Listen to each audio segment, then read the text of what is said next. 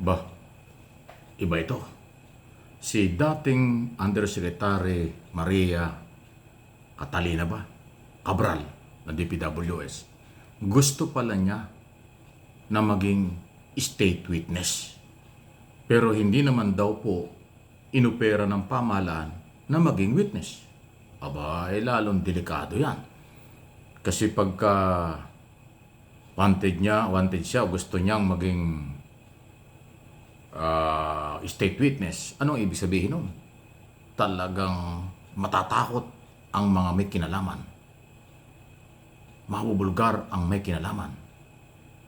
At napapatunay lang na marami siyang nalalaman o alam sa flood control scam. Bay lalong tumindi ang dahilan, posibleng dahilan kung bakit namatay, bakit wala na ngayon si Cabral. Anong ibig sabihin ito? Mabubuhay naman ang isyong ito ba'y nagpakamatay? Ito ba'y aksidente? O meron bang third party sa pangyayari? Wow! Ang nagkukumpirm po nito at nagsasabi nito ay ang batang congressman, si Congressman Leandro, Libiste, anak ni Senador Loren Ligarda. Ayan, si Libiste, ang batang mamabatas ng Batangas, ang nagsasabi po dito sa interview sa kanya. Abay, delikado. Ha? Medyo fighter din at direct to the point din magsalita noon pa itong batang mambabatas na ito. A whistleblower because she gave you some evidence. Yes, I hope I can share that she wanted to be state witness and was, my knowledge, not being offered. Congressman Libiste yan. Sorry, may you say that again? Hindi ako ha?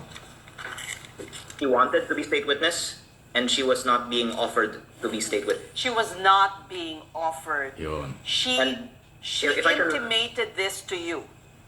No, this is what I was told, but I actually also just received an official statement purportedly from her family that I also shared with your producer right before this show, that also wanted to put on the record that not only was no case ever filed on her, but that it was remarkable that even if no case was filed, she was repeatedly dragged in what appears to be a public shaming campaign by persons who have since capitalized on the issue for political gain.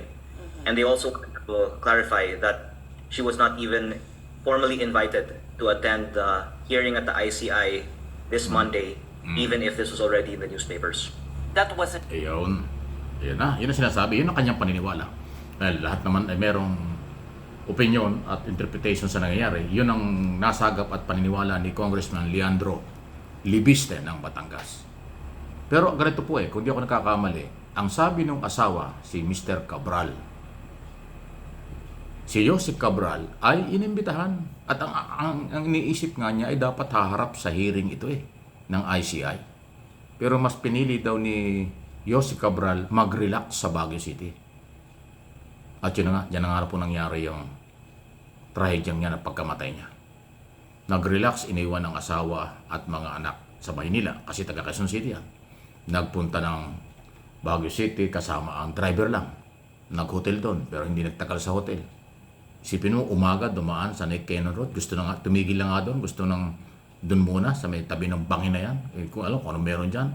Pero dahil sinitaw ng pulis, bawal doon. Delikado nga. Pinaalis, umalis sila, nagpunta ng hotel, nag-check-in. Tapos ang sabi, babalik. Pagdating nga ng mga bandang alas 2, alas 3, bumalik doon sa lugar. Nagpaiwan sa driver. Umalis yung driver dahil nutusang umalis. Pagbalik, wala na siya. So parang planado o kung sino mang nasa likod nito. Pero kung aksidente or nagpakamatay ay ibang issue yan. Pero ganun pala. Naniniwala ang congressman ng Batangas na gusto ni Cabral maging state witness. Sayang. Kung nag-state witness ito, maraming pwedeng malaman at maraming madidiin. Kasi kung ikukumpara natin ito doon sa halimbawa yung maging witness si Alcantara, Hernandez, Mendoza at saka si Joseph Bernardo, makalagay ko mas maraming alam itong Cabral kasi undersecretary ito for planning. Alam niya ang mga lahat ng project buong Pilipinas. Alam niya ang proponent na project na politiko. Alam niya kung magkaano at nakakapag-offer pa siya ng project o ng budget na mayroong project doon sa kanyang sa departamento. Ganon silang katindi. Nakakapag-offer sa politiko. So, para sa akin, opinion ko ito, kung ito'y nakapag-witness, mas maraming isasabit ito at mas kapanipaniwala.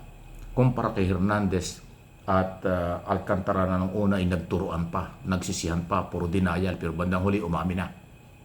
Nagpatunay lang na talaga sila mayroong kinalaman na magbalik ng 110 million pesos cash. Si Hernandez sabi mayroon pang 200, hanggang ngayon wala pa. At nagbalik din ng mga luxury car si Hernandez sa ICI. Yun ang huyong papapatunay na sila ay talagang may kinalaman.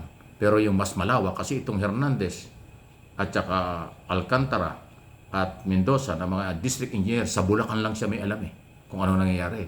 Ay itong Yosek for planning na si Cabral, abay nationwide ang alam nito. Sayang kung naging state witness ito. Ang problema, gusto rin niya maging state witness, hindi naman siya inoperan ng gobyerno. Yan ang sinasabi ni Congressman Lebiste. Bakit kaya hindi inoperan? Dapat itanong ito ng mga nag-i-interview sa DOJ. Bakit hindi sila nag-offer na ito ay maging state witness? Gusto pala niya. Kaya siguro napupospon yung kanyang pagdalo at ayaw hindi dumalo doon sa investigasyon, invitation ng ICI. Baka gusto mo niya assurance na siya gawing state witness bago siya magsalita. So nagkaroon ng miscommunication. Kasi nga nung una, nang hindi pa ito namamatay, hindi siya masyadong napapag-usapan. Akala natin pangkaraniwan lang Yosek Pangkaraniwan lang opisyal ng DPWS. Hanggang sa mag-resign na wala na. Ngayon, may nangyari, lumabas yung napakatagal na pala niyang opisyalis ng DPWS. Napakarami pala niyang koneksyon. Nakakatindi pala ng kanyang kapangyarihan. Kung nag-state witness ito, marami talagang ikakanta at ipapakita at sasabihin ito laban sa mga proponent ng mga politikong nakinabang umano ng 25%, 30%, maliban pa yung Ghost Project. Antindi talaga, sayang. Anyway, yung kanyang mga statement sa hearing, wala kasi siyang iniwan na sinumpa ang salaysay, yun ang mahirap biglaan kasi. Kung yung mga statement lang, pwede pa rin ibaliwala ng mga abogado ng kalaban niya, di ba? Malaki pala ang nawala sa katotohanan. Makakatulong pala talaga siya sa paghahanap ng katarungan at katotohanan ng taong bayang biktima ng korupsyon. Kaya lang wala na siya. Ewan ko kung ano magagawa ng gobyerno para mas lumakas ang ebidensya at testigo laban sa lahat ng corrupt government official at kontraktor na sangkot dito sa scam na ito. Please like and share ang ating mga video.